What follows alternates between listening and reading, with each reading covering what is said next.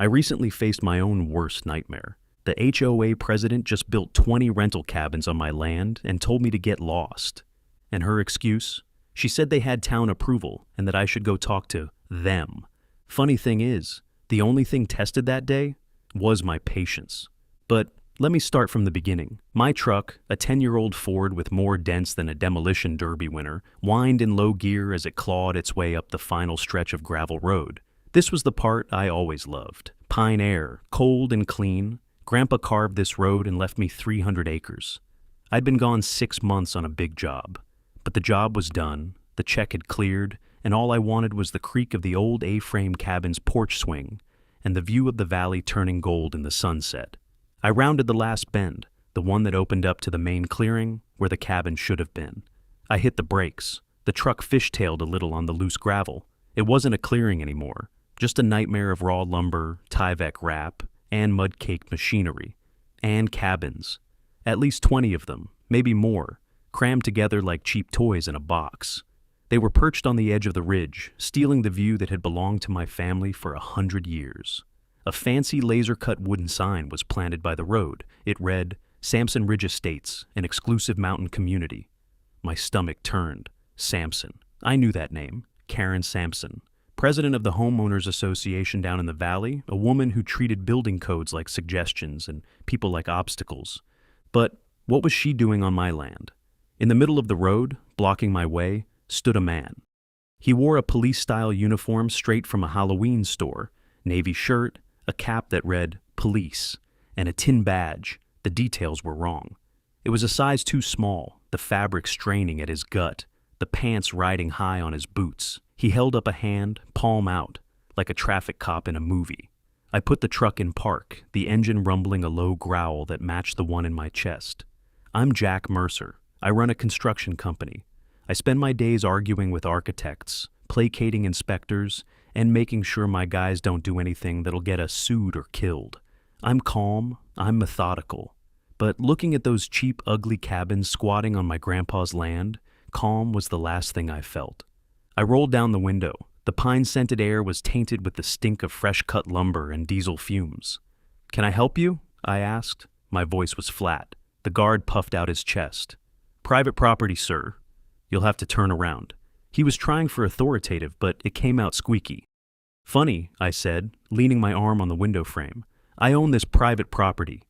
"All of it?" He smirked, a greasy, unpleasant expression. "Not according to my boss. This is Sampson Ridge now. You need to leave." I looked past him, at the cabins. The workmanship was garbage. I could see it from 50 yards away. The deck footings were just precast blocks sitting on ungraded dirt. The propane tanks were clustered together, way too close to the structures, a clear violation of NFPA 58. The whole setup was a fast buck fire trap. My gaze settled back on the guard. I took in the details. The badge on his chest wasn't a real county sheriff's star. It was a cheap, six-pointed tin thing. The patch read, Sampson Security, in ugly gold thread. He was a fake, a scarecrow. "Your boss is Karen Sampson?" I asked. "That's right. And she doesn't like trespassers." I gave him a slow, deliberate smile. "Well, you tell Karen that Jack Mercer is here. And since I'm the one who owns this mountain, that makes her the trespasser." His smirk faltered. He wasn't prepared for someone to push back. His hand drifted down to the bulky object on his hip. It wasn't a real firearm. It looked like a taser, the civilian model. He was all show. "I'm not going to tell you again," he said, his voice straining. "Turn the truck around." I didn't move. I just watched him. I've dealt with union standoffs and angry subcontractors waving wrenches. This guy was a puppy, a loud, badly dressed puppy. "Here's the thing," I said, keeping my tone conversational. "I know the sheriff in this county. Sheriff Reed. Known him for 20 years. He's a good man, by the book. And I know for a fact he'd be very interested to learn that someone is up here on a private road, wearing a knockoff badge and impersonating a peace officer. That's a felony, you know." The color drained from the guard's face. His hand dropped from the taser. He swallowed hard. I'm just security. You're blocking access to my private road, dressed like a cop, and making threats. That's a whole checklist for Sheriff Reed." I reached for my phone on the dashboard. Let's just give him a call. He can sort this out. I'm sure he'd love a drive up the mountain on such a nice day." The guard, whose name tag read Barry in big block letters, started to sweat. He looked back over his shoulder toward the biggest of the cabins, as if hoping for instructions. None came. He was on his own. "Look, man, there's no need for that," he stammered. "I'm just doing my job." "Your job," I repeated slowly, "involves breaking several state and federal laws. My job involves building things to code. Right now, I'm feeling a real strong urge to see some rules enforced." I punched the screen of my phone. I didn't even have to look up the number. Sheriff Reed's direct line was in my favorites. The phone rang once, twice. Barry, the security guard, looked like he was about to be sick. He took a step back from my truck, then another. He was trying to decide whether to run or to stand his ground. His training clearly hadn't covered this. On the third ring, a calm, familiar voice answered. "Reed here." "Sheriff," I said, my eyes locked on Barry. "It's Jack Mercer. I've got a situation up on my grandpa's old ridge." He said he was on his way. Sheriff Reed's cruiser, a dusty but well-maintained Crown Victoria, appeared at the bend a few minutes later, its lights flashing but siren off. Reed was a man carved from the same mountain granite as my grandpa. He was tall, lean, and had a face that looked like it had been staring into the sun for 60 years. He didn't say much, but when he did, people listened. He unfolded himself from the car, adjusted his belt, and walked toward my truck with a steady, unhurried pace. His eyes swept over the scene, my Ford, the ridiculous Sampson Ridge sign, the terrified security guard, and the 20 ugly cabins polluting the skyline. He stopped beside my window, his expression unreadable. "Jack," he said, his voice a low gravel. "Been a while. Heard you were working out of state. Finished up last week," I said. "Came up for some peace and quiet. Found this instead." Reed nodded slowly, his gaze fixed on Barry, who was now trying to look invisible next to a pine tree. "Who's your friend?" "He calls himself Security," I said. "He was dressed like a police officer until I mentioned your name." Reed's eyes narrowed slightly. He walked over to Barry. He didn't raise his voice. He didn't have to. "Son, let me see your identification, and any permit you have to operate as a security professional in this county." Barry fumbled for his wallet, his hands shaking. He produced a driver's license and a flimsy-looking card from some online security course. Reed examined them for a moment, then handed them back. "Do you have a state security guard license?" It's for my own protection," Barry stammered. "That's not what I asked." Reed's voice was like ice. "Are you licensed to work security on this site?" "No, sir." "And this badge," Reed continued, gesturing to the tin star on Barry's chest. "Where did you get that?"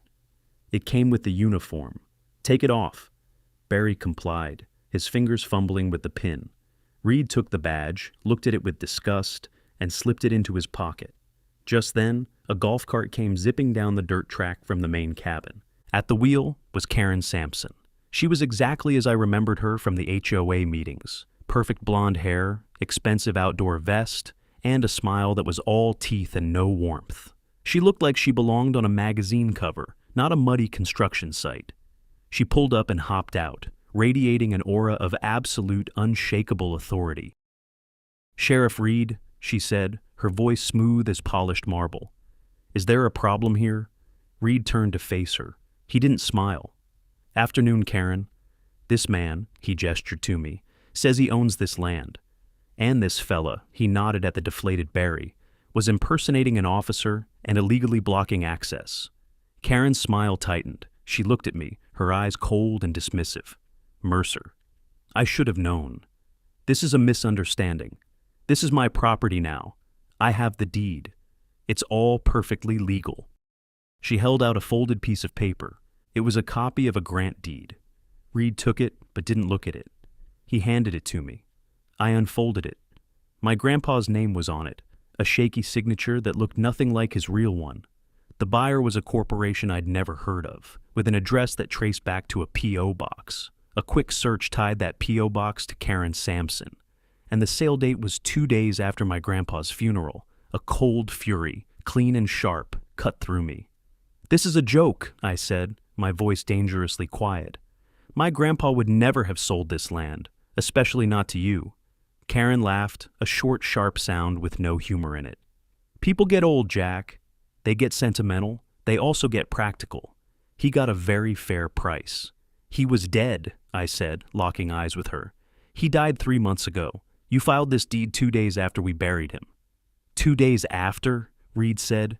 The air grew still. Reed's face was a stone mask. Karen didn't even blink. The deal was finalized before he passed, she said smoothly. The filing was just a formality. A clerical delay. It was a lie. A bald-faced, outrageous lie. I could feel it in my bones. My grandpa loved this ridge more than anything.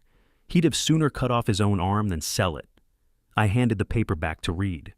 Sheriff, this is a forgery. Reed looked from me to Karen. His job was to enforce the law, not to settle civil disputes. He knew it, and she knew it. This is a civil matter, Jack, he said, his tone apologetic.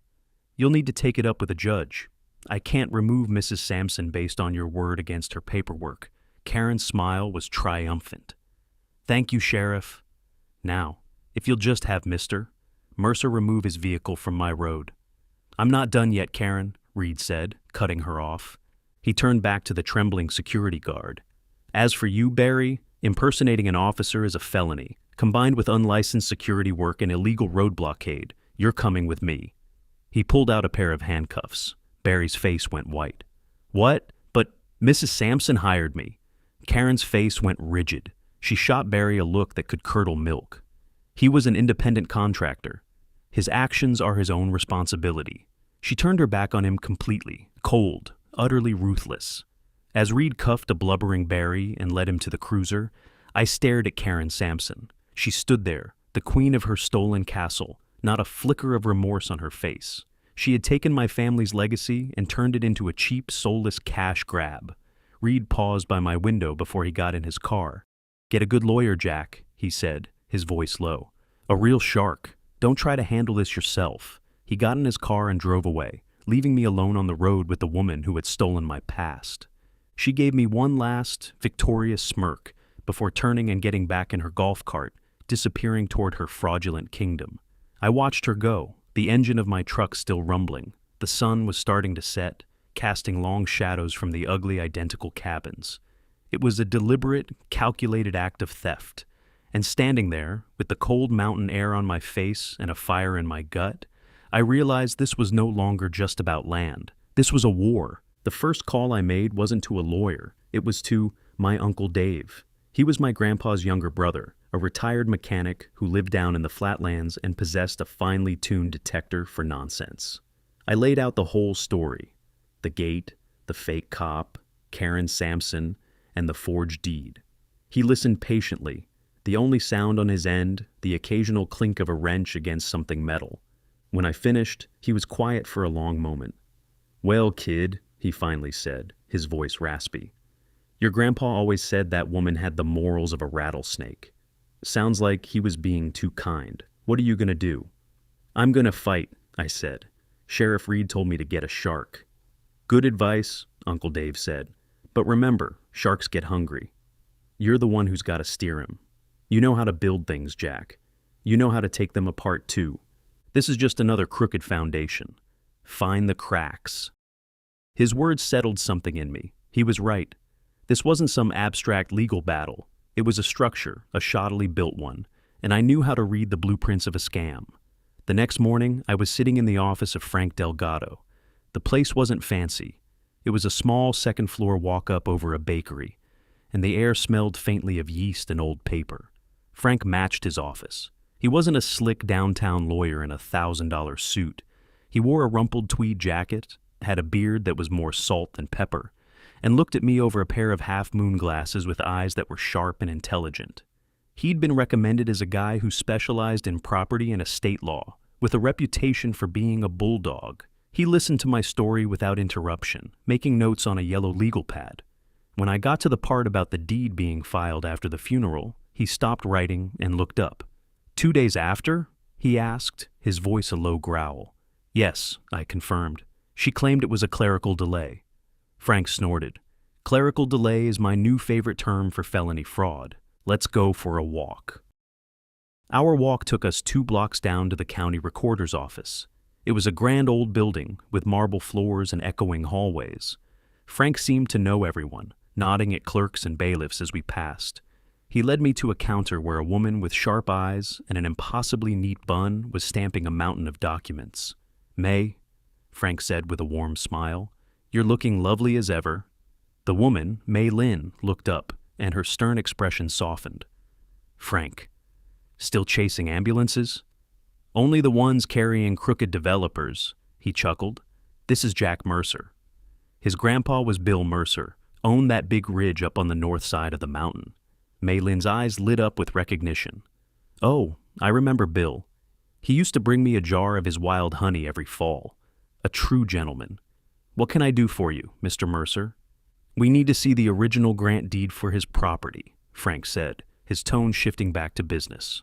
"The most recent one, filed about 3 months ago, transferring from William Mercer to a corporation called Apex Mountain Holdings."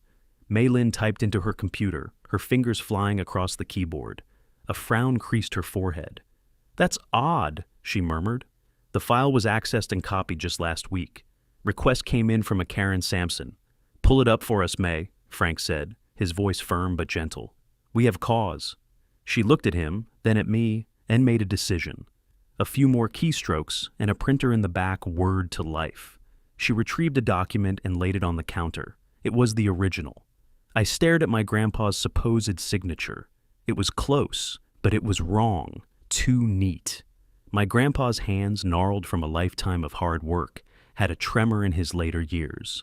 His signature was a barely legible scrawl. This was the work of a steady hand trying to imitate a shaky one. "That's not his signature," I said, my voice thick. Frank pointed to the bottom of the page. "Look at this." The notary. He read the name aloud. "Clarence Finney." "May, does that name ring a bell?" May Lynn's eyes widened. "Clarence? Of course. He was a notary for 40 years. He retired 2 years ago and moved to Arizona to live with his daughter. He resigned his commission." "Then, everything?" Frank pressed. "Well, he did report his stamp and logbook stolen out of his car right before he left town," she said, her voice dropping. "There was a police report. He was very upset about it, said a man's logbook is his whole career." Frank and I looked at each other. A stolen stamp. A retired notary living in another state. A signature forged on a deed filed 2 days after a man's funeral. The pieces weren't just falling into place. They were forming a picture of breathtaking arrogance. "May," Frank said slowly, "could you pull the police report on that stolen stamp?" She nodded, already turning back to her computer. "And while you're at it, can you cross-reference any other documents filed in the last 2 years using Clarence Finney's notary stamp?" A few minutes later, she slid 2 more pieces of paper across the counter. The first was the police report. It detailed the theft of the notary kit from his car, parked outside the diner where he was having his farewell breakfast. The second paper was a list. There were 4 other property transfers, all in the last 6 months, all to shell corporations, and all notarized with the stolen stamp of Clarence Finney. And all of them were linked to properties inside Karen Sampson's ever-expanding HOA territory. It wasn't just my land. She had a system. This was a pattern. A criminal enterprise hiding behind HOA bylaws and forged documents. Frank Delgado leaned back, a grim, satisfied smile spreading across his face. He looked like a wolf who had just cornered a plump, unsuspecting sheep. He clapped me on the shoulder. "We've got her, Jack," he said, his voice low and full of promise. "This isn't just stupid. This is felony-grade stupid." Walking out of the recorder's office, the cool mountain air felt different. It wasn't just about getting my land back anymore. This was bigger. Karen Sampson wasn't just a thief. She was a predator, using forged documents to prey on the recently deceased. That night, I couldn't sleep. I spread the county zoning maps and my grandpa's old surveys across the small table in my motel room. The coffee was bitter and stale, but I drank it anyway. I was in my element now. This was the part of the job I was good at, not the legal maneuvering, but the nuts and bolts, the tangible physical world of rules and regulations that governed how things were built. If her paperwork was a fraud, I was willing to bet her construction was too. People who cut corners on legal documents don't suddenly become meticulous craftsmen when it comes to pouring concrete or running gas lines. Speed is the name of their game. Speed and profit. I spent the next day parked at a scenic overlook a half-mile from the entrance to Sampson Ridge. With a good pair of binoculars, I could see almost everything. I wasn't looking at the cabins as homes. I was looking at them as a building inspector would. And what I saw made my blood run cold. The propane delivery truck made its rounds. I watched them hook up to a massive 1,000-gallon tank tucked behind Karen's main cabin. From that central tank, a network of smaller lines snaked out to the individual rental units. From my vantage point, I could see long stretches of the copper tubing. It wasn't buried, it was just lying on the surface, tucked behind rocks and under bushes, exposed to the elements, to falling branches, to anyone tripping over it. It was a lazy, cheap, and catastrophically dangerous way to run gas. That was violation number 1. Number 2, I zoomed in on the decks. They were all identical, cantilevered out over the steep slope of the ridge to maximize the view. But I couldn't see any diagonal bracing, not a single piece. Under a heavy snow load or a windy day, those decks were little more than wooden diving boards waiting to snap. Number 3, the septic systems, or rather, the lack thereof. For 20 rental cabins, you'd need a massive engineered leach field. There would have been extensive excavation, trucks hauling in sand and gravel for weeks. I had been up here right before I left for my out-of-state job. The ridge had been untouched. She'd thrown these things up in less than 6 months. There was no way she'd had time to install a proper septic system for that many units. She was either using holding tanks that would need constant pumping, unlikely for a rental business, or she was dumping gray water straight into the ground, on my mountain, polluting the same ground my grandpa had so carefully protected. The anger I felt was a physical thing, a hot knot in my stomach. I called Frank. "I'm going to need a bigger hammer," I told him. I laid out what I'd seen, the gas lines, the decks, the septic. Frank was quiet for a moment. "That's not just a civil liability, Jack. That's criminal negligence? You're sure about this?" "Frank," I said, "I've been doing this for 25 years. I know a death trap when I see one. She's got paying customers, families with kids, sleeping in those cabins." That was all he needed to hear. He told me to sit tight. He was going to make a call. The call was to District Attorney Amar Patel. I met him the next morning in Frank's office. Patel was the opposite of Frank. He was young, impeccably dressed, and quiet. He listened, his dark eyes missing nothing. He looked at the forged deed, the police report on the stolen stamp, and the list of other suspicious transfers. Then he looked at the notes I'd made about the construction violations. He steepled his fingers, his face calm, but I could see a storm brewing behind his eyes. "Mr. Mercer," he said, his voice soft but carrying the weight of his office. "Your expertise is in construction and safety codes, correct?" "Yes, sir," I said. "I know the rulebook backwards and forwards." "Good," Patel said. He turned to Frank. "We can't move on the fraud charges until we have an airtight case. That will take time, but public safety, that is an immediate concern. A clear and present danger." A slow smile spread across Frank's face. He knew where this was going. "We can arrange a multi-departmental site inspection," Patel continued. "Building, fire, county health. Unannounced. We'll need a warrant, but based on your testimony, Mr. Mercer, I can get one signed by lunchtime. Interior access will be under that warrant. Exterior hazards are visible from common areas." The plan came together quickly. The next morning, a small convoy assembled at the base of the mountain. 2 vehicles from the fire department, including the fire marshal himself, a truck from the county building inspector's office, a sedan from the health department, Frank, D.A. Patel, and me in my truck. We drove up the gravel road in a line. This time, there was no fake cop to stop us. We pulled into the main area of Sampson Ridge. A few families were outside, enjoying the morning sun. They looked at our official procession with curiosity. Karen Sampson came out of her main cabin, a coffee mug in her hand. When she saw the official vehicles, the DA, and me, her face froze. The friendly mask of the welcoming host evaporated, replaced by a tight, angry glare. "What is the meaning of this?" she demanded, marching toward us. D.A. Patel stepped forward and handed her the warrant. "Mrs. Sampson, we are here to conduct a safety inspection of these premises." Her eyes blazed.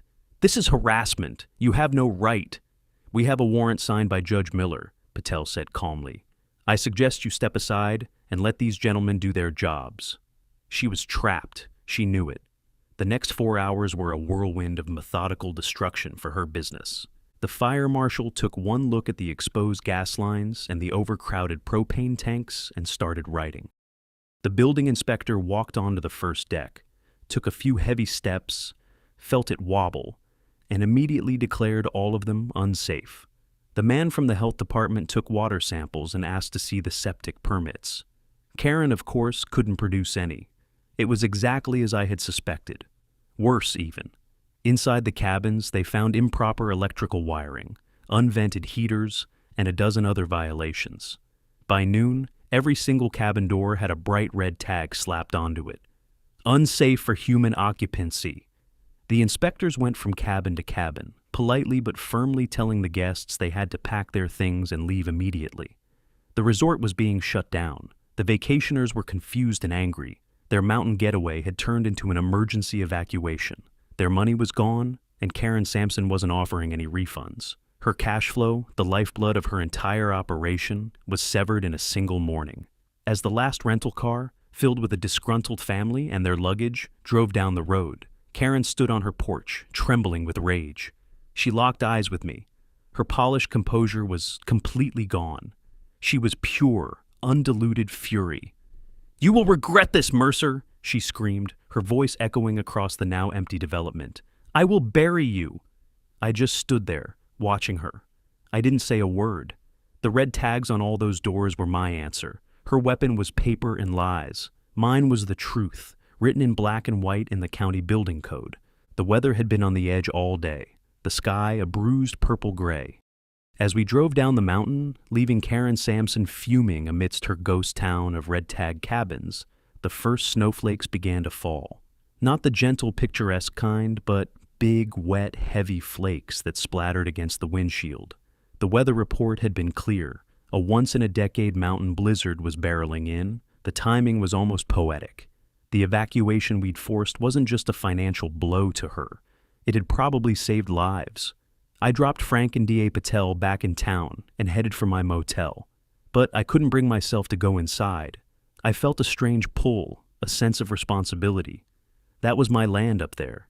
Even with her ugly cabin scarring it, it was still my land. And a storm like this on the mountain was no joke. I drove back to the base of the ridge and pulled into the same scenic overlook I'd used for my surveillance. From here, I could see the lights of Sampson Ridge. I settled in for a long night. I watched from the overlook, heater on and scanner low. Snow swallowed the road. The ridge went dark, then one hard white beam.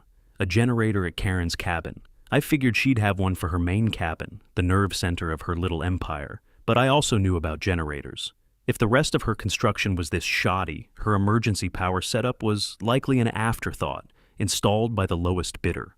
I sat there for hours, the truck's heater blasting, the scanner crackling with reports of downed trees and stranded cars.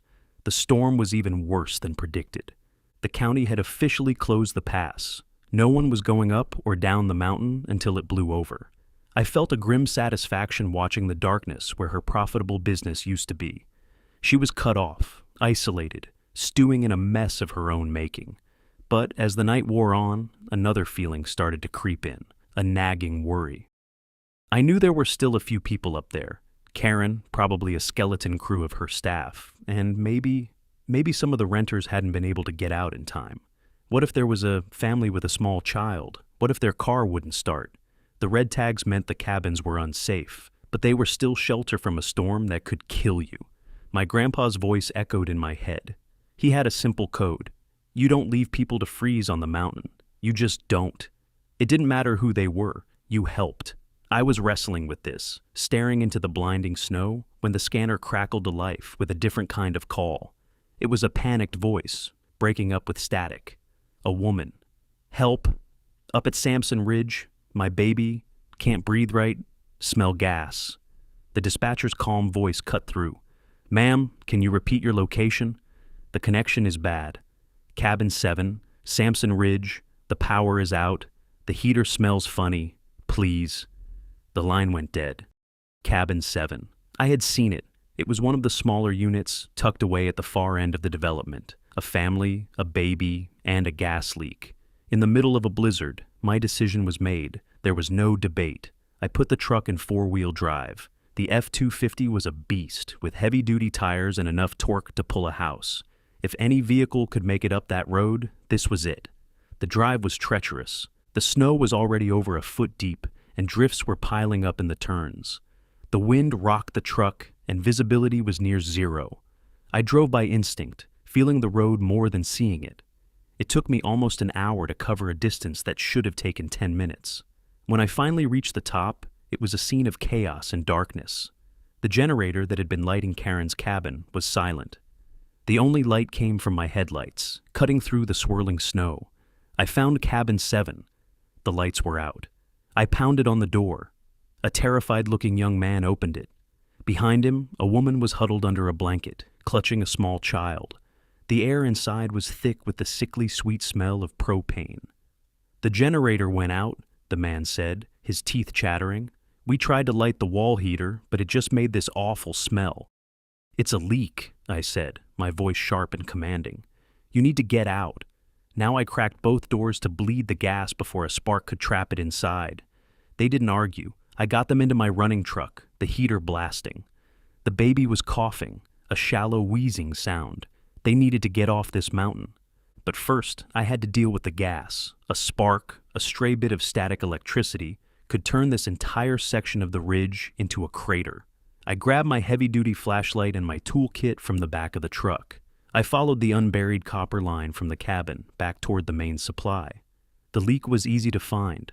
A fitting near the cabin had been improperly tightened. The vibration from the wind, or maybe the contracting cold, had been enough to break the seal. It was hissing audibly, pumping raw propane into the air. But the bigger problem was the main tank. It supplied the entire development. I had to shut it down at the source. I found the 1,000-gallon tank behind Karen's cabin. The shutoff valve was a large, wheel-like handle. I grabbed it and tried to turn. It wouldn't budge. It was frozen solid with a thick layer of ice. This was the moment where panic could set in. But in my line of work, panic gets you killed. I went back to my truck and grabbed a heavy pipe wrench. Using it for leverage, I put all my weight into it. The ice cracked with a sound like a pistol shot. The valve groaned in protest. For a second, I thought the metal itself would shear off. Then, slowly, painfully, it began to turn. I kept going until it was seated tight. The flow of gas finally cut off. I stood there, panting, the freezing air burning my lungs. The immediate danger was over. And as I turned, my flashlight beam cut across a figure standing on the porch of the main cabin, wrapped in an expensive parka. It was Karen Sampson. Her face, illuminated in the harsh light, was a mask of pure, unadulterated fury. She wasn't relieved. She wasn't grateful. She was enraged that I, of all people, was the one playing the hero on her stolen land. The storm broke just before dawn, leaving a world of impossible white and silence. The ridge was buried under nearly 3 feet of snow. The air was so cold, it felt solid.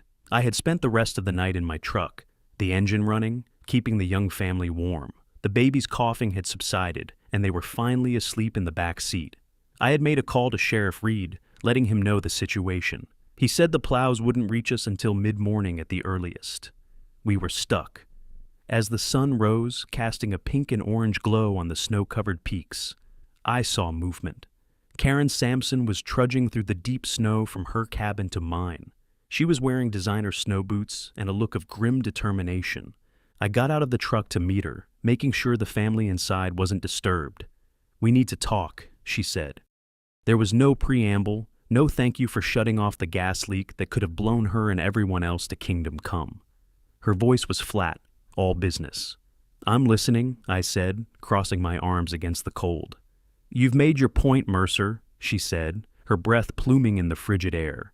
"You crashed my business. You cost me a fortune in refunds and lost bookings. Congratulations. You won the battle. This isn't a battle, Karen," I said. "This is you getting caught for breaking the law." She ignored me, her eyes scanning the landscape of her failed resort. The red tags were barely visible under curtains of snow. "This whole situation is a mess," she continued. "A legal fight will take years. It will be expensive for both of us. Lawyers get rich, and we get nothing but headaches. I have a better idea." She was circling like a predator sizing up its prey. I knew what was coming. When threats and intimidation fail, the next tool in her box would be money. I'm proposing a business solution, she said, her gaze finally locking with mine. Her eyes were like chips of ice. One that makes this all go away, quietly. No courts, no more trouble. I didn't say anything. I just let her talk. I wanted to see how deep this hole she was digging for herself went. I'm prepared to offer you a substantial sum of money, she said, her voice dropping to a conspiratorial whisper. A very generous amount, enough to set you up for life. All you have to do is sign a new deed, a quitclaim. It relinquishes any and all claim you have to this land. We'll have it properly notarized, backdated if we need to. It will legitimize my ownership, and you walk away a rich man. It was so brazen, so utterly devoid of morality, that I almost laughed. After everything, the forgery, the endangerment, the theft of my family's legacy, she thought she could just buy me off. She thought my principles, my connection to this land, had a price tag. Before I had left the truck, a thought had occurred to me, a hunch. I had discreetly turned on the voice recorder app on my phone and slipped it into the outer pocket of my heavy work coat. It was recording everything. How much money are we talking about? I asked, keeping my voice neutral. I needed her to say it. I needed her to put the numbers to her crime. She smiled, a thin predatory curve of her lips. She thought she had me. $500,000, she said. Cash, in a briefcase, untraceable. You sign the paper, you take the money, and you never come back up this mountain again. I let the silence hang in the air for a moment. $500,000. It was a lot of money, but it was nothing compared to the value of this land, not just in dollars, but in memories, in sentiment, in everything my grandpa had built. And what about the families you cheated with that stolen notary stamp? I asked. What about the family I had to pull out of that gas-filled cabin last night? Her smile vanished. That's not your concern. That's the cost of doing business. This is about you and me. Do we have a deal? I needed one more thing. I needed her to admit the original crime. Why go to all this trouble, Karen? I asked, playing dumb. If the first deed was legitimate, why offer me $500,000 for a second one? She let out an exasperated sigh, as if explaining a complex concept to a simple-minded child. The first deed was a necessary business expense, a shortcut. It's become a complication. This new deal, this is clean. It makes the complication go away. Permanently a necessary business expense. She had just admitted to forgery, plain and simple. I had it all. The offer of a bribe. The amount. The admission that the original document was fraudulent. It was more than enough. I looked her straight in the eye. No deal, I said, her face contorted with disbelief, then rage. What? Don't be a fool, Mercer. Everyone has a price. Not me, I said, and not for this. I reached into my pocket, pulled out my phone, and stopped the recording. Then I held it up and pressed play. Her own voice filled the silent, frozen air. $500,000, cash, in a briefcase. The first deed was a necessary business expense. The color drained from her face. The look in her eyes was something I'll never forget. It was the look of a cornered animal, a predator that had suddenly realized it had stepped into a trap it couldn't escape. She stared at the phone, then at me, her mouth opening and closing, but no words coming out. The polished, ruthless businesswoman was gone. In her place was just a common criminal, caught red-handed. The sound of the county snowplow, grinding its way up the mountain road, echoed from the valley below. Help was on the way, and for Karen Sampson, so was justice. The recording of Karen's bribery attempt was the key that unlocked everything. When I played it for Frank Delgado and D.A. Patel back in town, their reactions were telling. Frank let out a long, low whistle and started grinning like he'd just won the lottery. Patel, ever the stoic, simply nodded once, a gesture that conveyed more satisfaction than a dozen fist pumps. He said, "That's the ballgame." With that recording as leverage, the flimsy dam of Karen's criminal enterprise didn't just crack, it burst. D.A. Patel's investigators moved fast. They didn't need to build a case from scratch anymore. They just needed to collect the final, confirming pieces. Their first stop was a retirement community in Arizona. They found Clarence Finney, the notary whose stamp had been stolen, tending his rose bushes. He was small and frail, but his memory was sharp. When the investigators showed him a copy of the deed to my land, he shook his head emphatically. He not only confirmed he hadn't signed it, but he also produced his detailed personal logbooks. For his entire 40-year career, he had kept a meticulous day-by-day record of his movements and activities. On the date the deed was supposedly notarized in our county, his log showed he was 3 states away, attending his grandson's college graduation. He had ticket stubs and photos to prove it. His official notary log, the one that had been stolen with his stamp, was still missing. But his personal records were ironclad. He was a man who lived by the book, and his book was about to bury Karen Sampson. The next piece of the puzzle was the surveyor. Every new development needs a certified survey map filed with the county. The one for Sampson Ridge had been signed and sealed by a local surveyor named Marcus Thorne. Frank knew of him. Thorne had a reputation for being fast and cheap, a guy who would look the other way on minor infractions for the right price. But this was far from minor. Faced with D.A. Patel's investigators, the evidence of the fraudulent deed, and the threat of losing his professional license and facing prison time for conspiracy to commit fraud, Marcus Thorne folded like a cheap suit. He sang like a canary. He told them everything. Karen Sampson had approached him months earlier. She'd paid him $20,000 in cash under the table to rush the survey. She'd pressured him to ignore the fact that the property lines were drawn incorrectly, encroaching on protected state forest land. She'd made him backdate the official filing to make it look like the survey was completed before she started construction, a clear violation of county regulations. He even had records of the cash payments. He'd been scared, he said, but the money was too good to pass up. Now, faced with the consequences, his self-preservation instinct kicked in hard. He agreed to testify against Karen in exchange for a plea deal. While the investigators were tying up those loose ends, my friend Chris Barr went to work. Chris was a guy I'd known for years. He used to be a forensic accountant for the FBI, specializing in bank fraud. Now, he ran his own private consulting firm. I called him and asked him to take a deep dive into Apex Mountain Holdings, the shell corporation Karen had used to buy my land.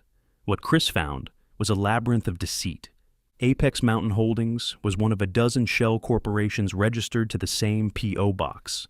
They had no employees, no assets, and no purpose other than to move money and obscure ownership. He traced the funding for the Sampson Ridge development. It wasn't a standard construction loan from a bank. It was a murky mix of private high-interest loans from out-of-state lenders known for not asking too many questions. Karen was leveraged to the hilt. The rental income from the cabins wasn't just profit. It was the only thing keeping her entire house of cards from collapsing. By red-tagging the cabins and cutting off her cash flow, we had pushed her into a corner. Her desperate bribery attempt wasn't just arrogance. It was a last-ditch effort to save herself from financial ruin. Chris also uncovered the other property transfers made using the stolen notary stamp. He connected the dots. Each property belonged to an elderly owner who had recently passed away. Each was absorbed into Karen's HOA empire through a fraudulent deed. I wasn't her first victim. I was just the first one who had the knowledge and the stubbornness to fight back. Frank compiled everything into a neat, undeniable package: the forged deed, the testimony from the retired notary, the confession from the crooked surveyor, the financial forensics from Chris showing a clear pattern of criminal activity, the dozens of safety and code violations from the official inspections, and the cherry on top, the crystal-clear audio recording of Karen Sampson offering me a $500,000 bribe and admitting to the original fraud.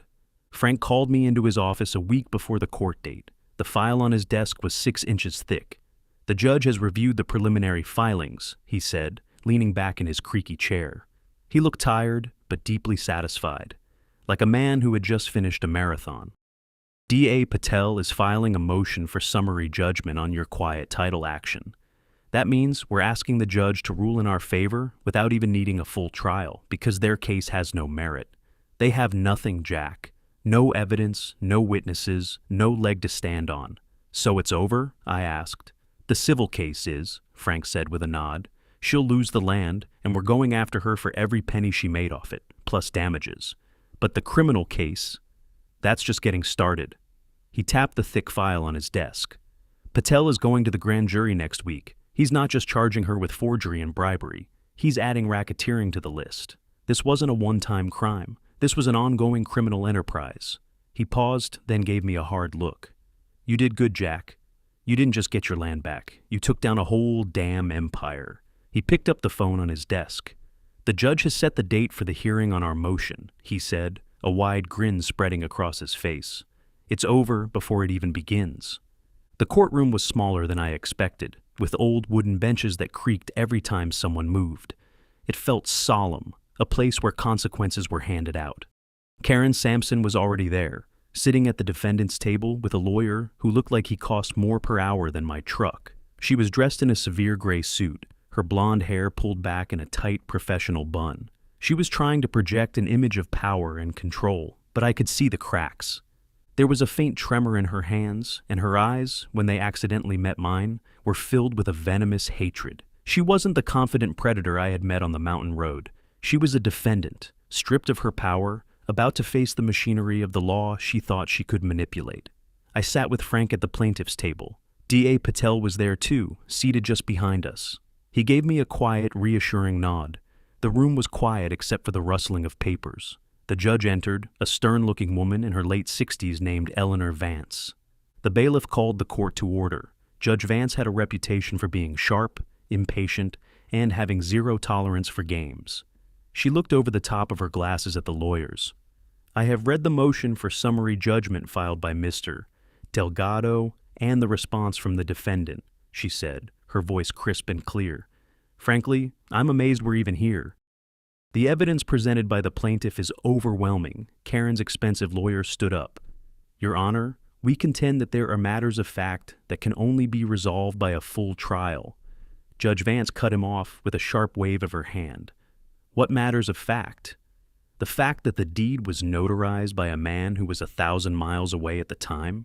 The fact that the surveyor who signed off on your client's development has already confessed to fraud and conspiracy?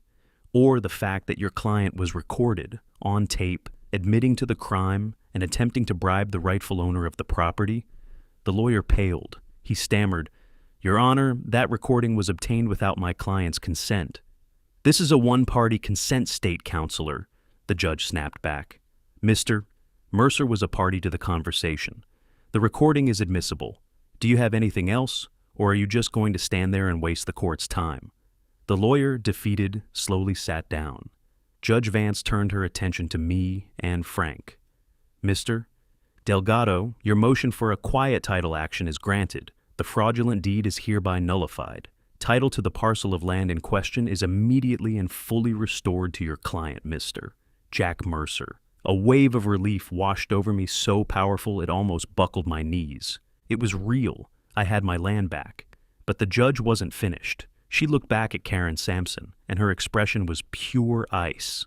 Furthermore, she continued, the court finds that the defendant, Karen Sampson, and her corporation, Apex Mountain Holdings, have been unjustly enriched through their illegal occupation and commercial use of Mr. Mercer's property. I am ordering a full disgorgement of all profits, revenues, and rents collected. Every single dollar. She wasn't done. In addition, I am ordering the defendant to pay for the full costs of removing the illegally constructed cabins and restoring the land to its original state. A trust will be established, managed by Mr. Mercer to oversee this work. Karen's face, which had been pale, was now ashen. This wasn't just a loss, it was a total annihilation of her finances. Every penny she had stolen was being clawed back. Then Judge Vance looked toward D.A. Patel. Mr. Patel, she said, the civil matter is concluded. The floor is yours. Patel stood. He didn't raise his voice. He spoke in the same quiet, methodical tone he always used, but his words landed like hammer blows. Your Honor, based on the evidence uncovered during this civil dispute, the grand jury has returned a true bill. The district attorney's office is formally charging Karen Sampson on multiple felony counts. He listed them off, one by one. 1 count of property fraud, 1 count of forgery, 1 count of bribery of a witness, 4 counts of felony reckless endangerment related to the construction of the unsafe dwellings, and 1 count under the state's Racketeer, Influenced and Corrupt Organizations Act for engaging in a pattern of criminal activity. With each charge, Karen seemed to shrink in her chair. The mask of composure shattered completely. This was no longer about money or land. This was about her freedom. Her high-priced lawyer was frantically whispering to her, but she didn't seem to hear him. She just stared blankly ahead, her perfect world collapsing in on her in a hushed, sterile courtroom. Given the severity of these charges and the defendant's demonstrated willingness to subvert the legal process, Patel concluded, the state requests that she be remanded into custody immediately. Pending a bail hearing, Judge Vance nodded. The request is granted. She looked at the two bailiffs standing by the wall. Take the defendant into custody. The bailiffs moved forward. One of them pulled out a pair of handcuffs. Karen Sampson finally broke. A choked sob escaped her lips. No, she whispered. You can't. The bailiff gently but firmly pulled her hands behind her back. The sharp metallic click of the handcuffs locking echoed through the silent courtroom. It was a small sound, but it was the sound of finality, the sound of justice. As they led her away, her polished facade was gone, replaced by the raw, unvarnished face of a criminal who had finally been caught. She was no longer the queen of a mountain. She was just another inmate in an orange jumpsuit, her empire of lies and greed reduced to nothing. The snow was finally melting. It was late spring, a few months after the courtroom showdown. I stood on the ridge, on the exact spot where that fake cop had tried to turn me away. The air was clean and cold, carrying the scent of pine and thawing earth. It smelled like home. The silence was the most noticeable thing. The constant hum of construction, the rumble of trucks, the noise of vacationers. It was all gone. The only sounds were the wind in the trees and the distant cry of a hawk circling overhead. Below me, a demolition crew was at work. They were a good crew, one I'd worked with before. They were carefully dismantling the last of Karen Sampson's ugly cabins. They weren't just knocking them down. They were taking them apart piece by piece, sorting the materials for recycling, minimizing the impact on the land.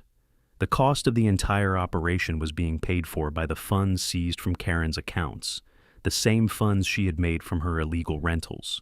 Frank Delgado came and stood beside me. He held out a thick envelope. The last of it, he said. I opened it. Inside was the new clean deed to my land, officially recorded and stamped by May Lynn at the county office.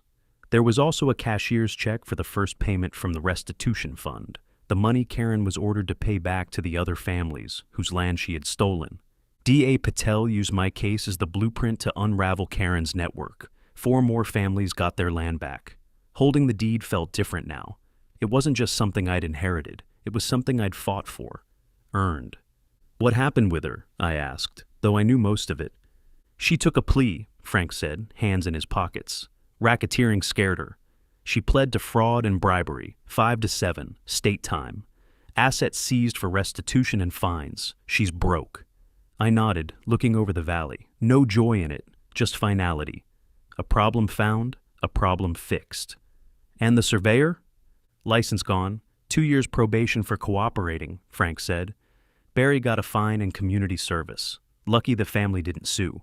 We stood in easy silence, watching the crew work. The ridge still showed scars, the raw cuts where cabins sat, the useless roads pushed through the trees. It would take years to heal. It would heal. Restitution money was enough to do it right. Replant native pines, restore the old drainage, pull the dead roads, and let the mountain breathe. That was the new project, building by unbuilding. I'd already met with a forestry consultant. Different tools, same goal, sound structure. Uncle Dave had come up the week before. He walked the slope slow, boots crunching in the duff, then put a heavy hand on my shoulder. Your grandpa would be proud, Jack. He always said this ridge needed a fighter. He was right. At sunset, the peaks went copper, then bruised purple. I thought about the one question that carried me.